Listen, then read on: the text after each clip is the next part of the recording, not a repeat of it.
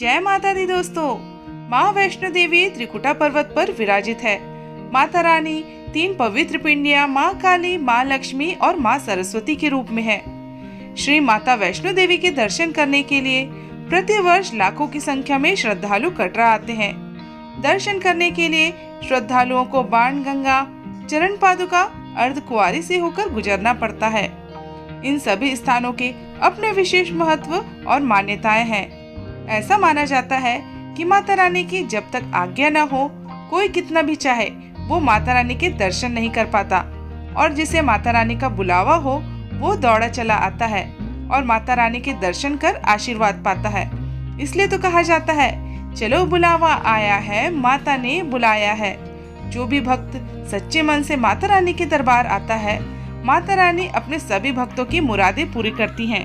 क्या आपको पता है माता वैष्णो देवी कुंवारी क्यों है? माँ वैष्णो के भक्तों को ये जानने की इच्छा जरूर होगी कि ऐसा क्यों है। इसके पीछे एक पौराणिक कथा है। पौराणिक कथा के अनुसार वैष्णो माता का जन्म दक्षिण भारत के रामेश्वरम में रहने वाले रत्नाकर नाम के पंडित जी के यहाँ हुआ था। रत्नाकर का गांव में बहुत सम्मान होता था, परंतु उन्हें कोई संतान नहीं थी। रत्नाकर की पत्नी हमेशा माँ आदिशक्ति से संतान की गुहार लगाती रहती थी। कई वर्षों के बाद रत्नाकर की पत्नी की प्रार्थना आदिशक्ति ने सुन ली और रत्नाकर की पत्नी गर्भवती हो गई।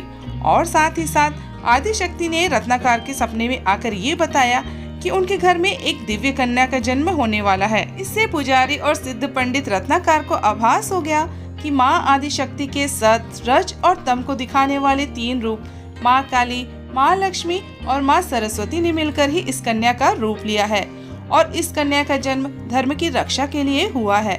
इस कन्या का नाम त्रिकुटा रखा गया। जब वो 9 वर्ष की थी तब उन्हें पता चला कि भगवान विष्णु ने श्री राम के रूप में अवतार लिया है। तो देवी त्रिकुटा ने यह व्रत ले लिया कि वह भगवान श्री राम से ही विवाह करेंगी, अन्यथा आजीवन अविवाहित रहेंगी, और श्री राम को पति रूप में पाने के लिए कठोर तप करने लगी। तप करते करते उन्हें बहुत वर्ष बीत गए। जब सीता हरण के बाद श्री राम माता सीता को ढूंढते हुए रामेश्वरम तट पर पहुँचे तो पुल बांधने तक श्री राम को यहाँ ठहरना था।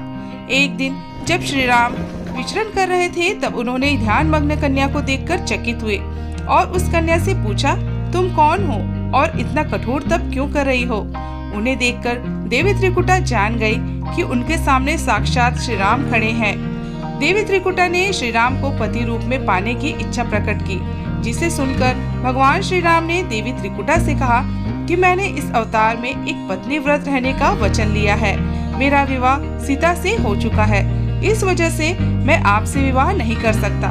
परंतु देवी त्रिकुटा ने श्री राम से बहुत अनुनय विनय किया तो भगवान श्री राम ने कहा, जब मैं सीता का पता लगाकर वापस लौटूंगा तब तुम्हारे पास आऊंगा। यदि तुम मुझे पहचान लोगी तो मैं तुम्हारी इस बात पर सही निर्णय करूंगा। लंका से लौटते समय श्री राम देवी त्रिकुटा के पास आए, परंतु भगवान राम की माया की वजह से देवी त्रिकुटा उन्हें पहचान नहीं पाई। देवी त्रिकुटा के दुख को दूर करने के लिए श्री राम ने कहा, देवी मैं कलयुग में कल्कि के रूप में अवतार लूंगा, तब मैं तुम्हें अपनी पत्नी रूप में अवश्य स्वीकार करूंगा। तब तक तुम त्रिकुट पर्वत पर जाकर तप करो और मेरे कल्कि अवतार की प्रतीक्षा करो। साथ ही अपने भक्तों के कष्ट और दुखों का नाश करके इस संसार का कल्याण करती रहो।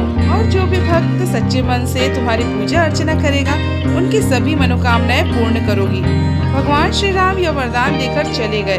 भगवान श्री राम के आदेशानुसार वैष्णो माता आज भी उनका इंतजार कर रही हैं और अपने दरबार में आने वाले भक्तों की सभी मनोकामनाओं को पूर्ण कर रही हैं। वीडियो पसंद आया हो तो वीडियो को लाइक, चैनल को सब्सक्राइब और कमेंट बॉक्स में जय माता दी लिखना न भूलें।